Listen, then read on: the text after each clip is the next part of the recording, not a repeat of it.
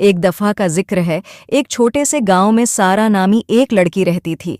सारा एक ज़हीन और बासलाहियत लड़की थी, लेकिन इसमें एक बड़ी खामी थी। वो कभी किसी चीज़ की शुक्रगुजार नहीं होती थी। चाहे उसके पास कितना ही कुछ हो, सारा हमेशा मज़ीद की ख्वाहिश करती और उसके पास जो कुछ था उसकी कदर नहीं करती थी। इसकी सालगिरह पर सारा के वालिदैन ने इसके लिए एक बड़ी पार्टी का एहतमाम किया। उन्होंने इसके तमाम दोस्तों को मदहू किया, घर को गुब्बारों से सजाया और यहाँ तक कि इसका पसंदीदा केक भी बनाया। सारा को बहुत से शानदार तोहफ़े मिले, लेकिन जब उसने उन्हें खोला तो इसने मना बना लिया। ये लिबास वो रंग नहीं है जो मैं चाहती थी। मेरे पास पहले से ऐसी ही एक है। हालांकि सबने उसे खुश करने की कोशिश की, लेकिन सारा नाशकरी। इसी रात जब सारा सो रही थी, एक मेहरबान परी उसके पास आई। परी काफ़ी उर्से से सारा को देख रही थी और उसकी नाशकरी से दिखी थी। उसने सारा को सबक सिखाने का फैसला किया। अपनी छुड़ी को घुमाते हुए परी ने एक जादू किया जिसके तहत सारा की जिंदगी की हर चीज़ गायब हो जाती जब तक कि वो उसके लिए शुक्रगुजार न हो। सुबह जब सारा जागी तो उसने देखा कि उसके पसंदीदा जौते गायब हैं। उसने उसे अजीब समझा, लेकिन कुछ नहीं कहा। जैसे जैसे दिन गुजरता गया, मज़ीद चीज़ें गायब होने लगें, उसके खिलौने, उसकी किताबें और यहाँ तक कि उसके खूबसूरत कपड़े भी। सारा को कुछ समझ नहीं आ रहा था। उसने अपने वालिदीन से पूछा, लेकिन उन्हें भी कुछ मालूम नहीं था। जल्द ही सारा की तमाम चीज़ें ख़त्म हो गईं। उसके पास सिर्फ एक सादा सा लिबास और एक खिलौना रह गया। जैसे जैसे दिन गुजरते गए, सारा को अपनी पिछली चीज़ें याद आने लगें। उसे एहसास हुआ कि उसने अपनी सारी चीज़ों को किस कदर नज़रअंदाज किया था और वो उन तोहफ़े की कदर नहीं करती थी जो उसे मिले थे।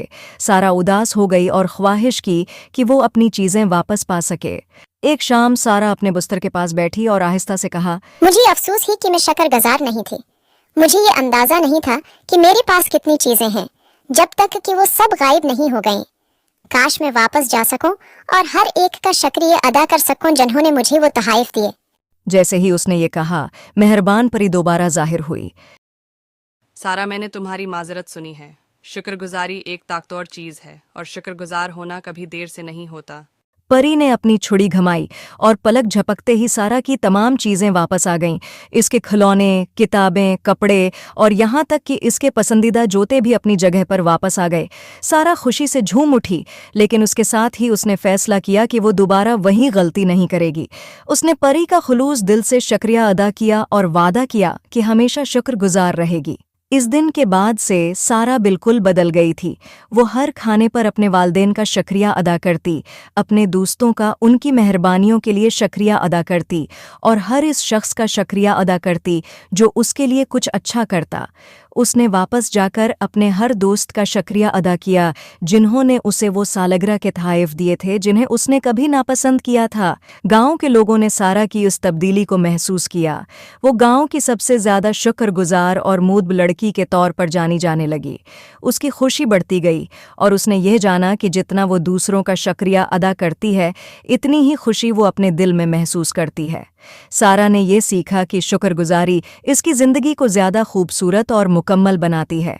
इसने ये समझा कि सच्ची खुशी इस बात में नहीं है कि आपके पास सब कुछ हो, बल्कि इस बात में है कि आपके पास जो कुछ है इसकी कदर करें। और इस तरह सारा की कहानी गांव के तमाम बच्चों के लिए एक कीमती सबक बन गई। हमेशा शुक्रगुजार रहो, क्योंकि शुक्रगुजारी सबसे ज़्यादा बरकतें लाती है।